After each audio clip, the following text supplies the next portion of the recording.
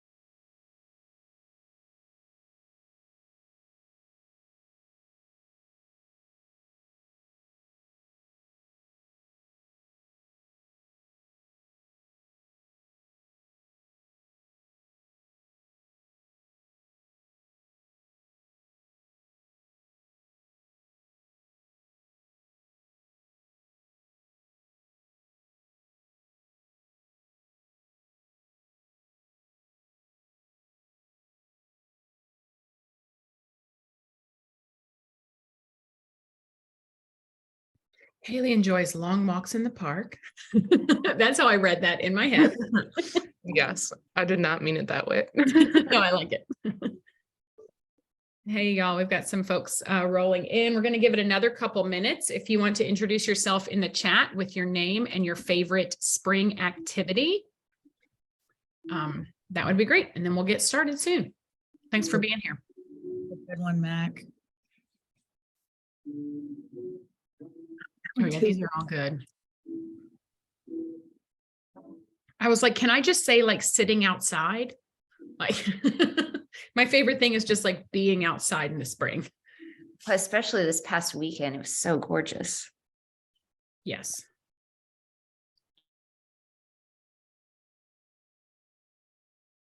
Hi, everybody. Hey, Eric. Johanna, I hope I pronounced your name right. That's fun. Outdoor painting and snacking. And now I'm like, do you do those at the same time? What's the question? The question is, what's your favorite spring activity? It's a tough one. Yeah, I feel like spring is when I'm like, I don't know, living because I'm like excited again. I'm like, our 2 weeks of spring. Isn't that the truth? We'll give it another 2 minutes and we'll get going.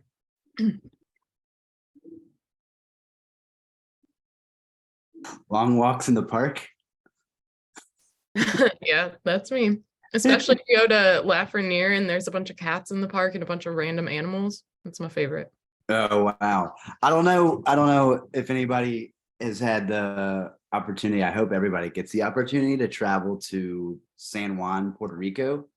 But there's like an old city there that's got like the big like wall around it from when they had to defend themselves or whatever. And there's this one part where there's like hundreds, if not close to thousands of cats that live there. Like, and they live kind of in the walls and they come out and it's pretty wild. So I feel like long walks across the wall would be good for you, Haley, and everybody else maybe. Yeah, that sounds magical. My allergies are like, that sounds like a fresh form of hell. Yeah. I keep a distance, but I just try to vicariously enjoy it through my friends that have that cat disease.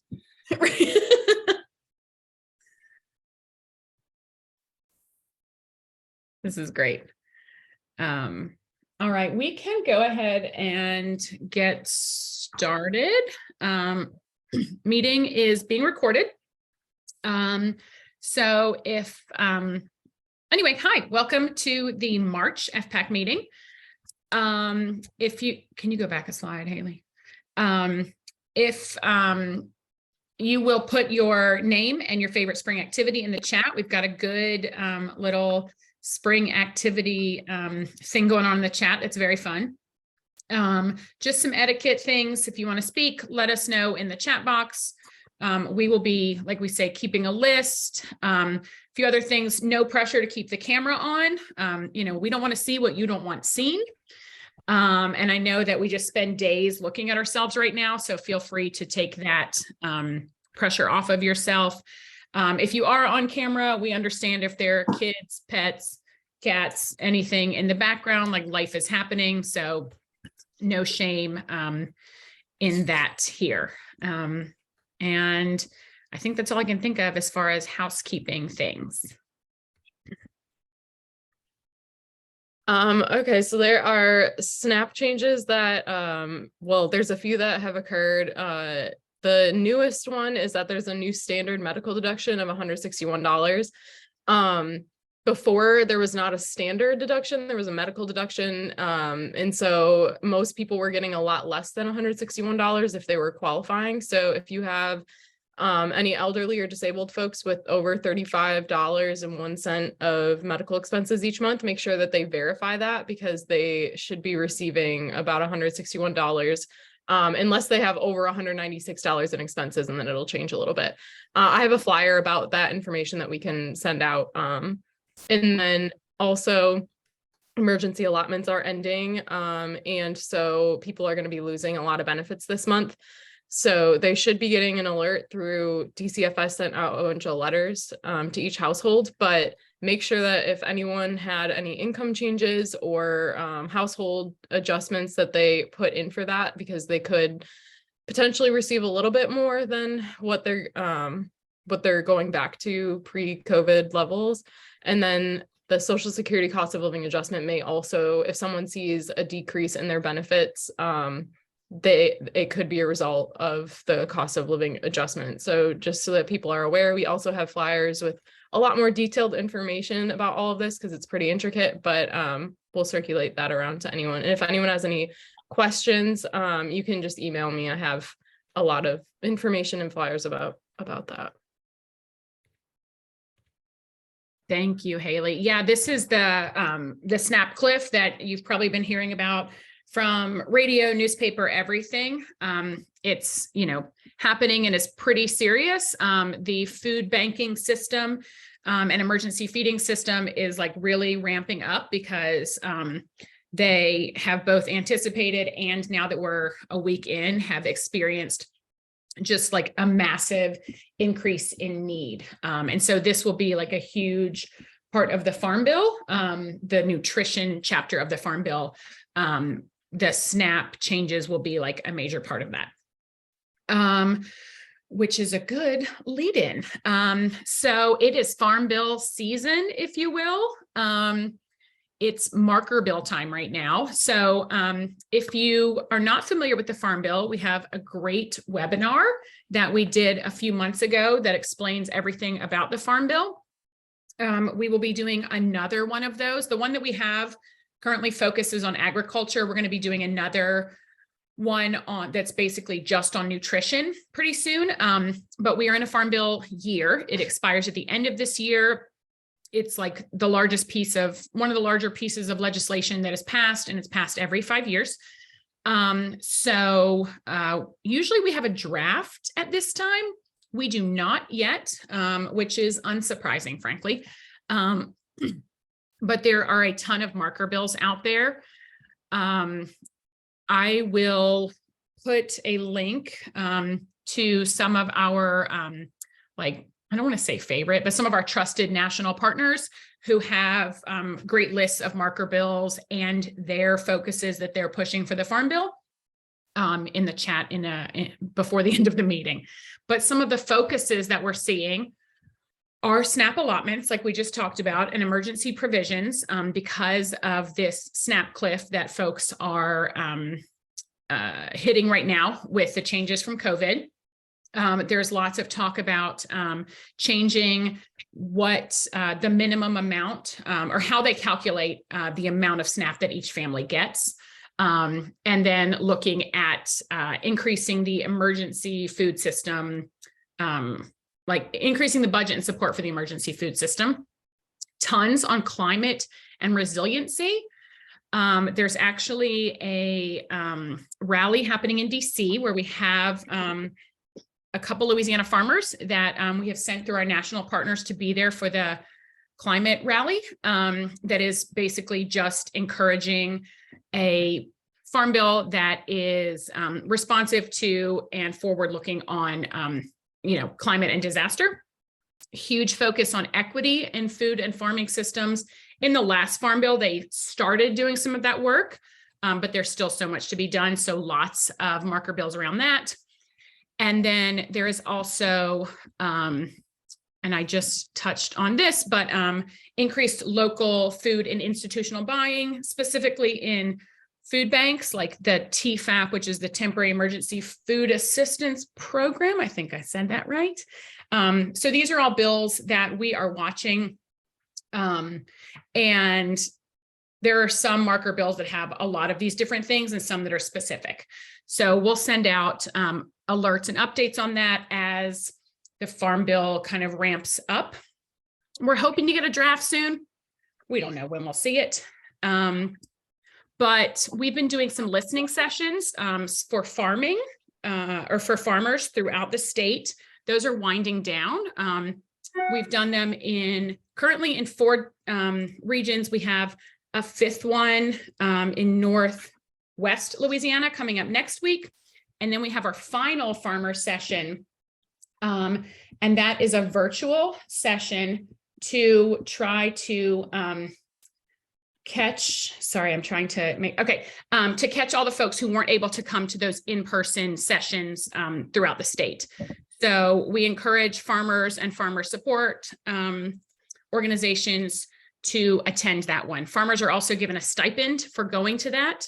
They are given $20.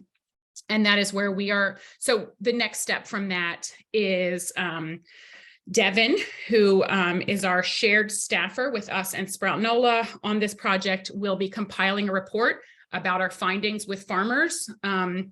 And we will be publishing that. And then our next big step is we'll be doing fly-ins. We have funding to specifically do farmer fly-ins. So to send 7 to 10 farmers from Louisiana throughout the state to DC in mid-June for farm bill advocacy. And then we are also trying to figure out how to do the same thing for hunger and nutrition advocacy. So we've been focusing a lot on the farmer piece of Farm Bill. And now we're going to start working on kind of the nutrition piece. So Haley and I are working on another webinar that will talk specifically about the nutrition piece. So look for that announcement for that webinar coming out pretty soon. Any questions about that? I know that was a lot, all of us, all at once. Okay, great.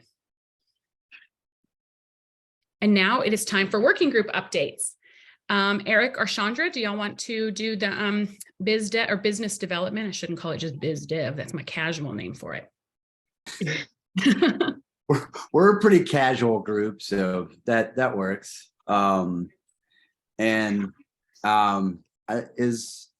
Is my, oh yeah, there's Chandra. Hi. Hi everybody. I'll get this started, and yeah, so I was gonna start with, I guess I wasn't starting with the pop-up, but we'll get to this pop-up permit thing because it's very exciting. We did not have a February meeting because of what's that thing? Mardi Gras. So we do have an April doodle poll out. You can see it in the link if you would like to potentially participate in the April BDWG meeting. Fill out the doodle poll and we will be in touch. But we did work out this permitting consultation, which we're very, oh yeah, thank you. Business Development Working Group, the formal name. So we launched basically, it's a weekly series. It's a free consulting for permitting and licensing issues. While it obviously is mostly like food and food ecosystem based, other small businesses that do have questions and concerns are able to participate. Our consultant's name is Carolyn Bardos from what is her business? Licensing Licensing Plus. Plus. Yeah, Licensing Plus. And last Tuesday, we did a soft opening 2 Tuesdays ago. I don't know, was that 2 days ago was our first day, and we had a full house. I think she talked to between 4 and 6 small businesses and food businesses. Issues ranging from occupational licenses to festival licensing. And she also kind of did a rundown with the city's the pop-up permit that's out there. She kind of did a walkthrough at City Hall as far as what that permit is going to look like, and we have some notes and some pain points around that. We're not going to get into those right now, but we will get into those at the next business development work group. So if you're interested in some of those permitting issues and to get kind of into the details of this, we'll discuss that in April. Just a couple other highlights. I'm going to go ahead and share both of the flyers for this that I believe Bryn made. Thank you very much. They are both very good looking, and they've had good results. So here are those flyers. Please distribute these flyers to anybody that might be interested. Send them to your email distributions, your social medias. Does anybody here TikTok? If you do, I don't know. Is this shareable on TikTok? I don't know how TikTok works. Instagram's great though. Facebook, some people still use it. So share these because we want to book this as much as possible. It seems like it really is a great opportunity. And I believe we will be having some evaluation forms that FPAC is developing so that we can better track what the issues are, who's having them, do some follow-ups after the fact to show how important and useful this program is. Carolyn, the consultant, is also developing kind of how-tos, DIY directions, and will be in like a frequently asked questions list. So as those get formalized, we will share them here. But again, these flyers, tell your people, and we'll continue doing this good work. Next on our list is the regulation navigation. Alyssa, is this you? I will pass the mic. Yes, thank you. While I am talking, I think Eric and Chandra, there's something in the chat for y'all from Susan. So we are working with our partners at Market Umbrella and the Business Development Working Group to put together a regulation navigation guide. I have to say that slowly because it's very tricky. And so that will be, we are starting that working group in the next month to begin doing that. And basically it's to help, it was specifically like created and written into a grant to help like small farmers market style businesses to figure out how to navigate, but we realized that we can use it, for all food businesses. So it'll basically be a guide for how to navigate, your small business, or probably like a series of guides that we put together on how to navigate all the different permitting and regulations. So, if you're a baker, can you potentially, bake out of your house? At what point do you need to move to a commissary kitchen? Where are commissary kitchens? What are the licensing, et cetera, so that we have it all in one place. And so that work will be happening soon. We will let you all know if that's part of, or if helping out with that is something you're interested in.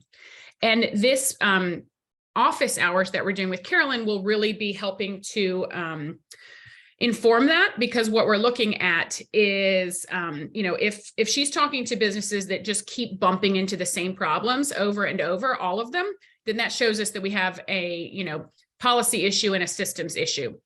So how can we make sure that every time she's helping someone, we are gathering that information so that we can see where are the major pain points and then advocate for change around that. And in the interim, help people navigate until we can do that sort of larger system-wide change.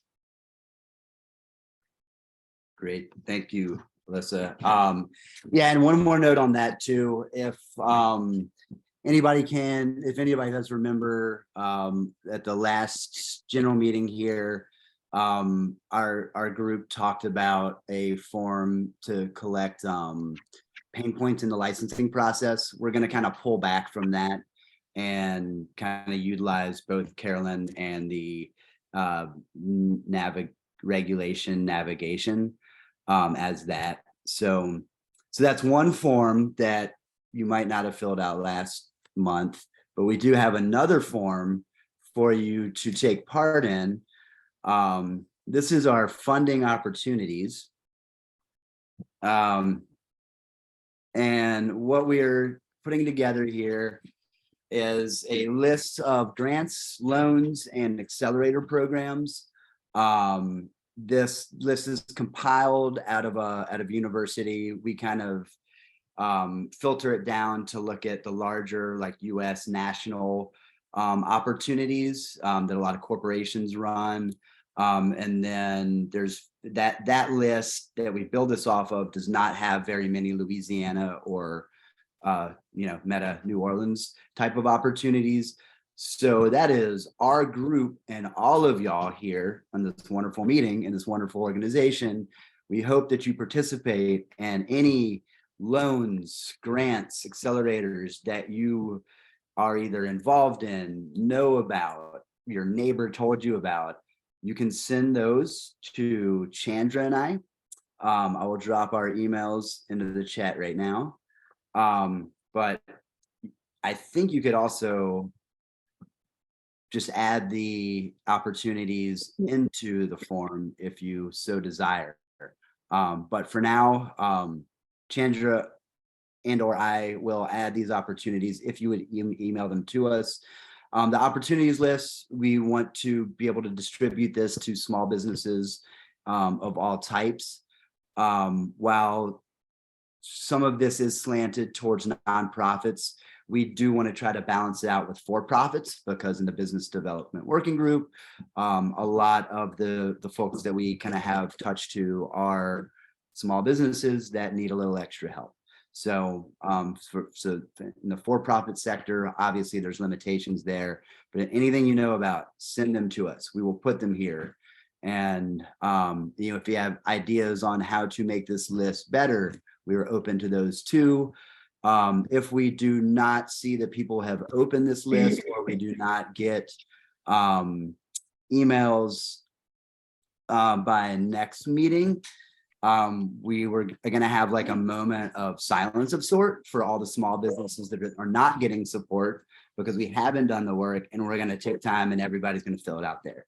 So we have an activity next week, or we can avoid that by sending information to Chandra and I.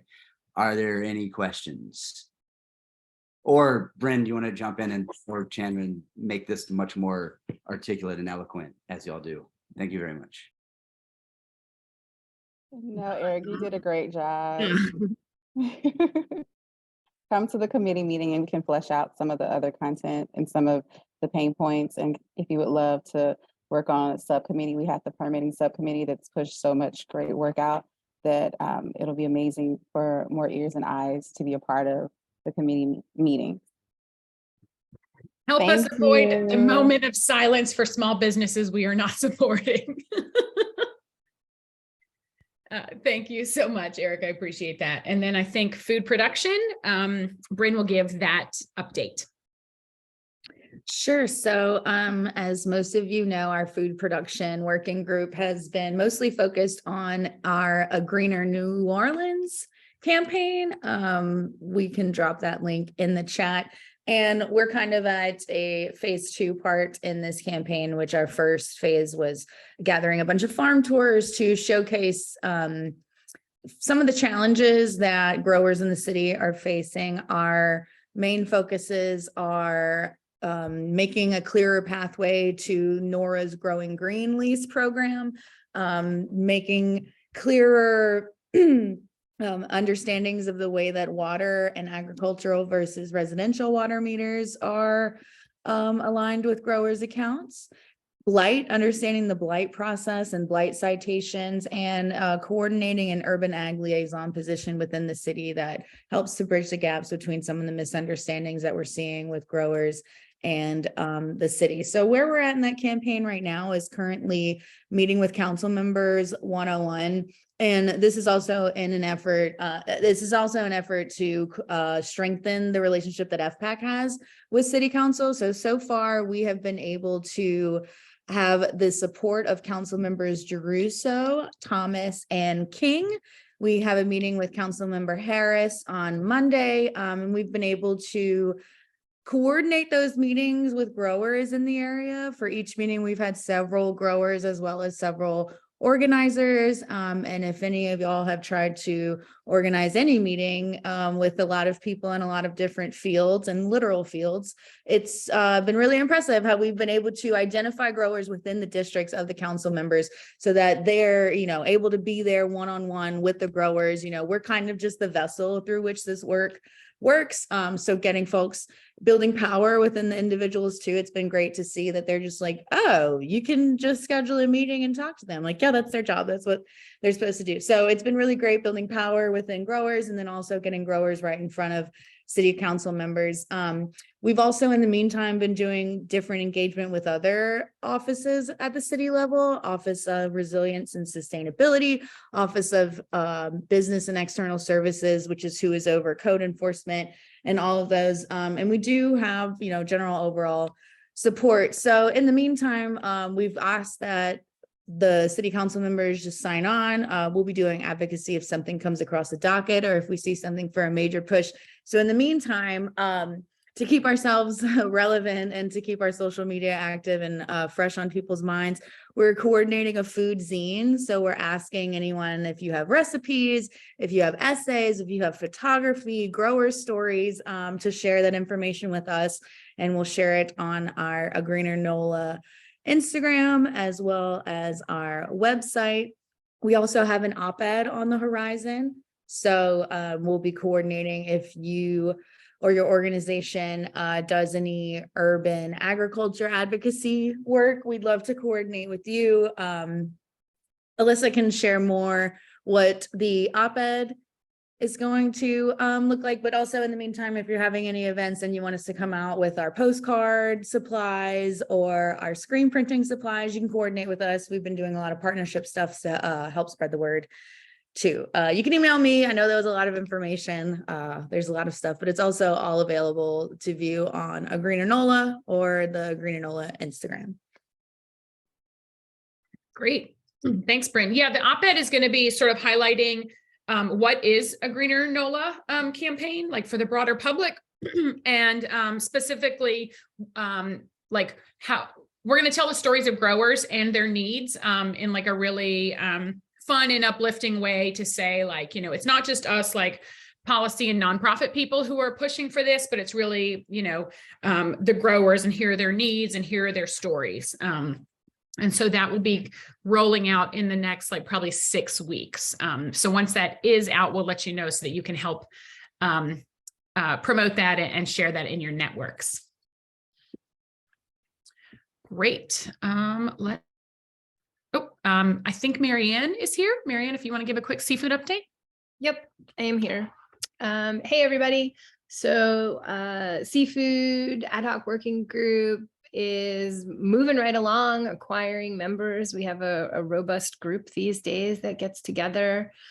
We skipped our meeting this month because Mardi Gras kind of got in the way of all of the outside work that we had planned to do. Silly us, we should know better than to plan to do things in February. But anyway, we have hooked up Dana Hahn of Carmo with CCFM, and they are planning a seafood demonstration at one of the markets in April, which is very exciting. There is Cookout for the Coast this weekend where various folks are planning to table, and I am trying to hook up an oyster demo for that. So that would be, you know, under our Growing Local Collaborative FPAC name. We are working on a legislative proposal to support alternative oyster culture.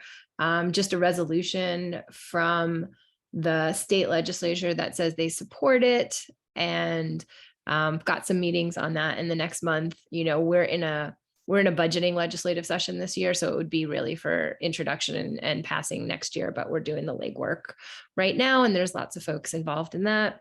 And I think those are the highlights for right now. Great. Thanks so much. Yep. All right. Okay, so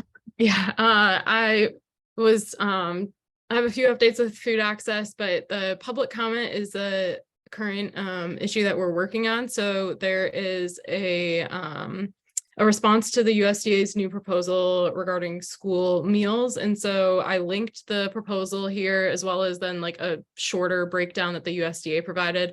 And then I have a Google Doc that Food Access Working Group has been, or we're going to start working in. I will probably start drafting next week. But we're going to collectively draft a comment, and then hopefully we can have that as like a template and send out to other people to use as a template to tweak it a little bit so that everybody can get a comment in that wants to comment. Also, I'm trying to think, we're really in the works right now trying to get Corner Store back up and access. And so we were also talking about different, like if people have connections to corner stores, but that's a separate project in general, but during food access, it also came up. So we're talking about that a little bit. If anyone has SNAP resources or WIC resources, we're also trying to gather like as many like flyers or one pagers as possible and make like almost a packet that we can start giving out at different locations.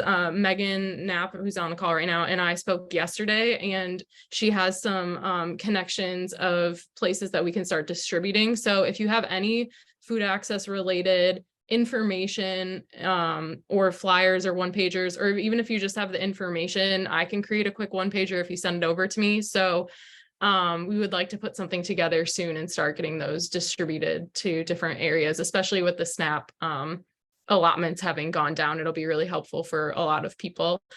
And then also on March 21st, I'm giving a presentation to Loyola College students about SNAP and how to apply, and that will be recorded and hopefully sent out once I get permission from Loyola. After that's done, we're hopefully going to send that out to other colleges to promote students applying for SNAP and answering any of their questions. And I also have a DCFS representative who will be on that call with me to answer any questions.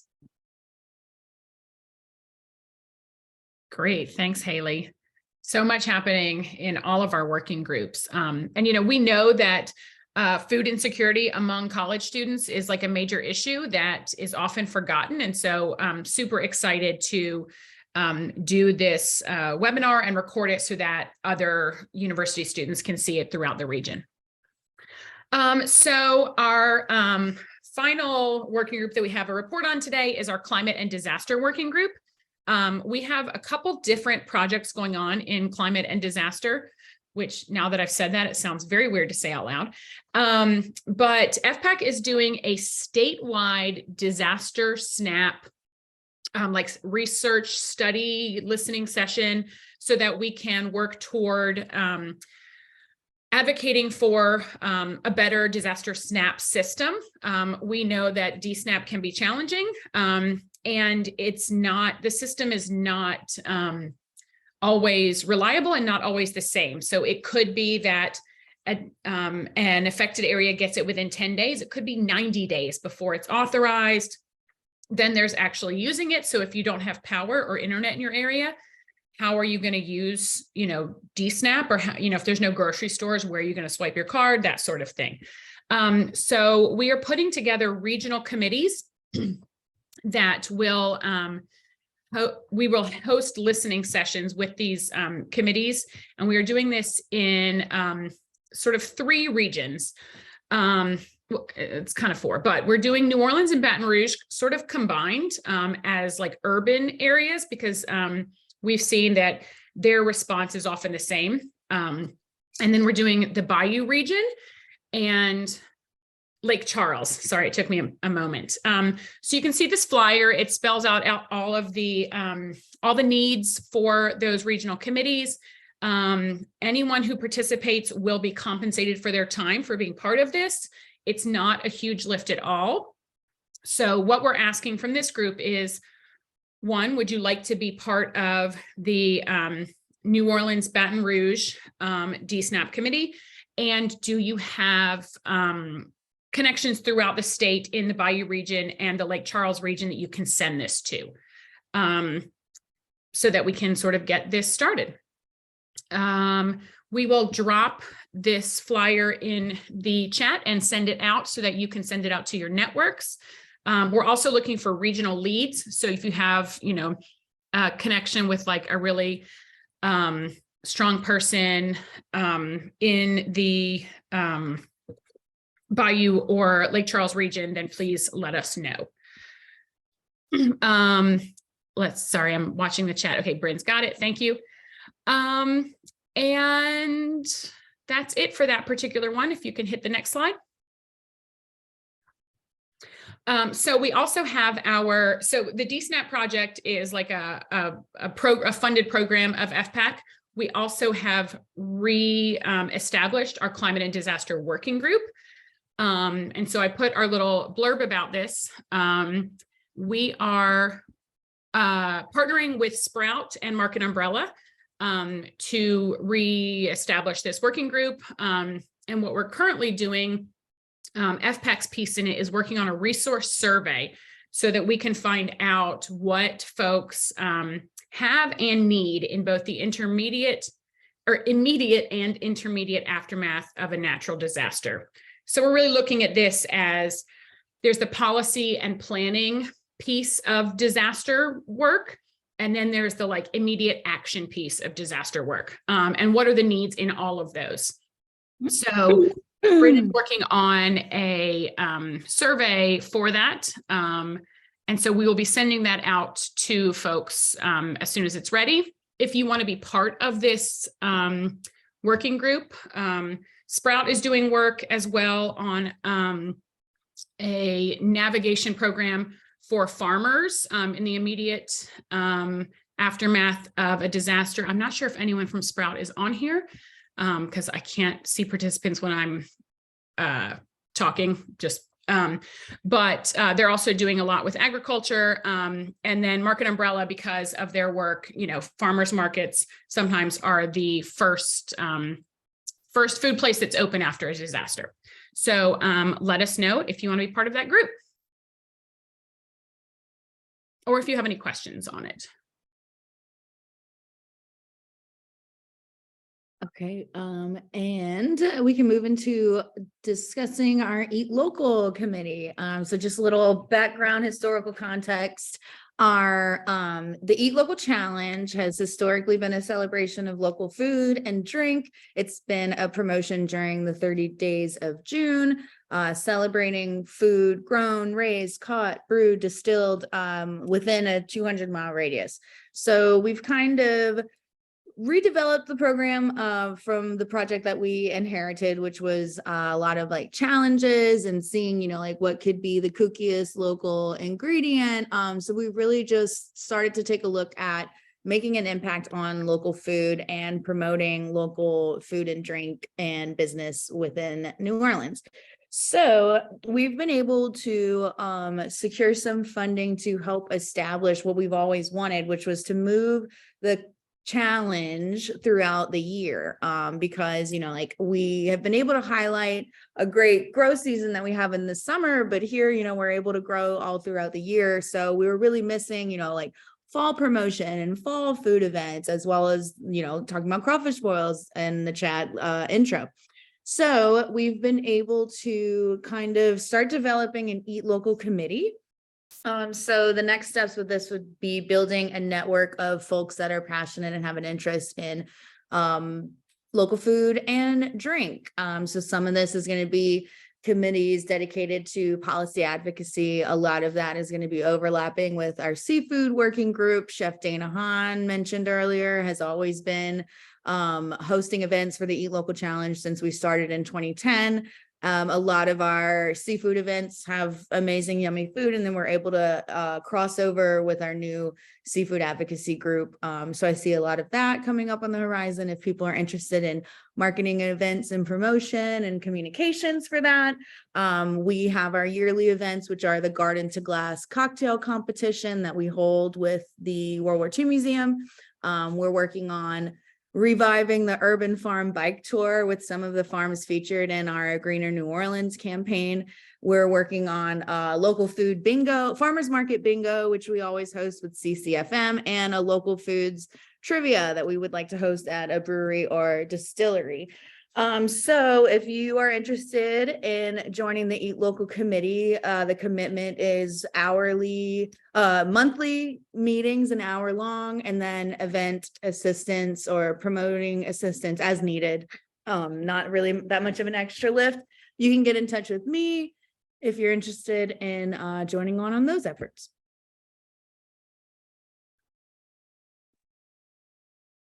Great, thank you. It's like full circle because this is how I came into FPAC too. Yeah, I was like, we're back with Bryn's origin story of Eat Local Challenge. Yeah, we're super excited to bring back some of these events. I was putting in the chat, but the CCFM bingo, like people have literally met their spouses, and there's like bingo babies because people met like their spouses at bingo and now have like formed full families. So highly recommend. First thing is, does anybody have any questions about all of the information that we've shared over the last 40 minutes? And then if not, or after that is your time. So what is your organization doing? How can folks get involved? What are some of the major projects that you're working on? What are some policy things that we missed that you may know about? This is your space to share in the food system. And you can either, like say in chat or raise your hand, or you can just sort of come off mute. And if everyone comes off mute at once, we'll figure it out from there.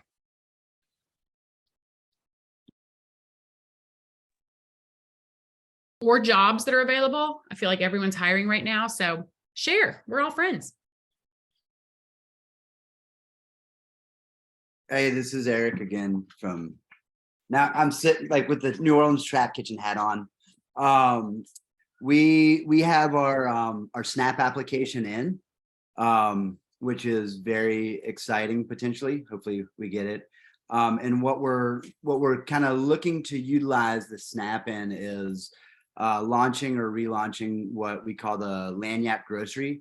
So it's basically, we used to host a market. We're not doing that anymore, but through that, we have lots of our farmer friends and produce producers, as well as other local goods producers. So we're gonna actually be vending at different markets and festivals. And the idea is to kind of be a co-op of sorts for local produce and getting it in front of audiences that aren't kind of the typical like farmers market shoppers, but maybe at art markets, different holiday markets.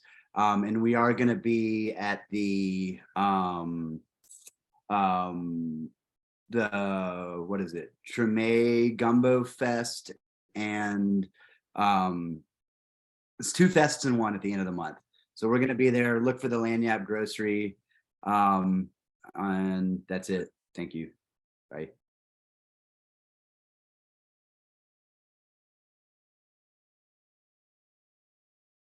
Marianne put in the chat, but the FUBU market, which is For Us By Us market, is this weekend in St. Roch. Do you mean in the St. Roch market or in the St. Roch neighborhood, Marianne? It is next to the St. Roch market, in the building next door to the market. Gotcha. Great. Market Umbrella has a fundraiser coming up. I don't think tickets are for sale yet. But it's the Moonlight Market, and it will, I don't remember the date off the top of my head, so I probably should have waited. But we will send out the information on that. It will actually be held adjacent to the Thursday market at the brake tag station. So that'll be really fun. I'm jumping off mute to say a couple of organizations that are FPAC members have worked together to create a community calendar. So instead of having individual organizational calendars of like food related and agriculture related events coming up, we've kind of decided to throw our weight behind a shared one. And so that is, I can send that out via a link, but also we want to invite participation in that calendar from all organizations, just recognizing we're stronger together. And that if we are all doing outreach and accidentally saturating our community, it's really helpful to just drive everyone to one place, because we know that the things that make the most sense for people to go to, they'll be able to self-select. So we're hoping that that becomes like a long and rich and well-used resource in the community. And we invite any other organizations to put, their activities on it and co-own it with us as well. It's not, it's not a club. We want to share. And I'll jump on here, always collecting data and whatnot, but we are looking at the impact of FPAC meetings on relationships and knowledge. So I'm going to drop a quick link in the chat, and if everybody could jump on, it's 5 questions, shouldn't take you too long to fill it out, but just asking, what are you getting out of FPAC meetings? So I'll just drop that in the chat. Thank you. And I'm going to give another plug for that. It is really hard to find like funding and support for coalition building and for things like working groups and stuff like that. And so these like tiny little evaluation processes really help for us to get support to, support our working groups and do all the coalition building that we do. I want to jump in and follow up the conversation about Moonlight Market, Market Umbrella's fundraiser in April. It is April 20th, 4/20, easy date to remember. We are currently in the process of recruiting restaurants for that. So the whole focus of that fundraiser is we're inviting in local restaurants to cook with the food that we have at market. Fun event. I hope y'all can join then. But if you have restaurants you know of, love, work with, who are a part of like local food that you think would be a great fit, please let them know about it, or reach out to me at francesca@marketumbrella.org. I also wanted to plug with the reduction of SNAP benefits this month, just a reminder that Market Umbrella CCFM doubles SNAP dollars 100%. So in a way, SNAP dollars are more powerful in the marketplace. So someone swipes for $5, we'll double it. Someone swipes for $500, we will double it. And I have some resources I want to pass off to you, Haley, for that, and also for students as well, making their dollar more powerful in the marketplace. Great, thanks. Hey everybody, this is Susan from Cooperation New Orleans. Eric just posted up that Cooperation New Orleans is looking to hire our first full-time loan steward.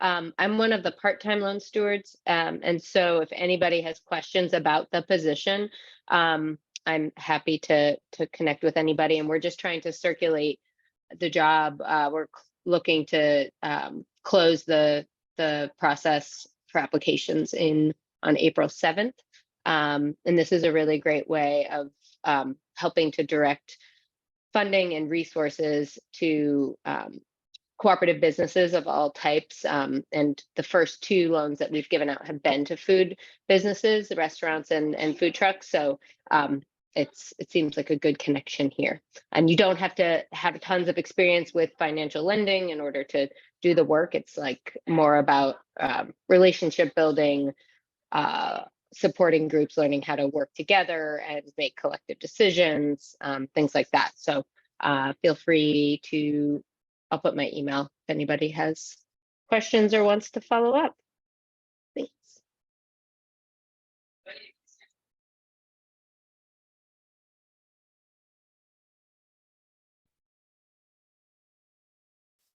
Great. Anyone else have any announcements or things that they want to share? We've still got a little bit of time.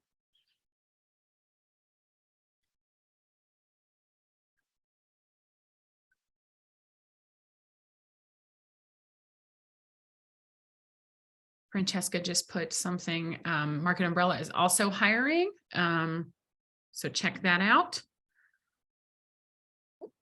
Well, if there's not, then I'm glad to give you 10 minutes back of your time. Or actually, no, I want to give you back like 7 minutes of your time because I really want you to take 3 minutes to fill out that evaluation form that Megan dropped. And then our next meeting is our May meeting, and that is what we call our final meeting of the FPAC year, because we take the summer off to really do some strategy work and strategic thinking around FPAC and what we're doing. I'm also of the opinion that there should be a few months out of the year where we're not just like completely inundated with meetings constantly. And during that time will be the Eat Local Challenge.